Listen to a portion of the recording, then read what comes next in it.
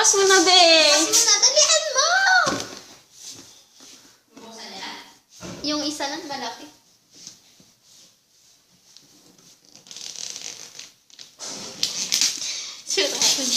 Yan, very good. Nung last year, yung Christmas, hey, Kisha ang nagbukas ng gift niya, di ba? Hindi niya kayang i-bukas. Wow! Laki! Baliktad yung damit niya. Baliktad yung damit. Wow! Wow! Thank you, Mama. Sabihin mo. Thank you, Mother! Sabihin mo, be. Thank you, Mama. Isa lang yung buksan mo muna, Wan. Pag meron si Ate Kisha, buksan natin lahat, Wan. Opo, tita ka na. Love you. So, ito yung buksan.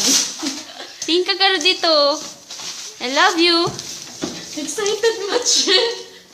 Sa kabila pa, Fe. Tanggalin mo yung kwan niya sa kabila.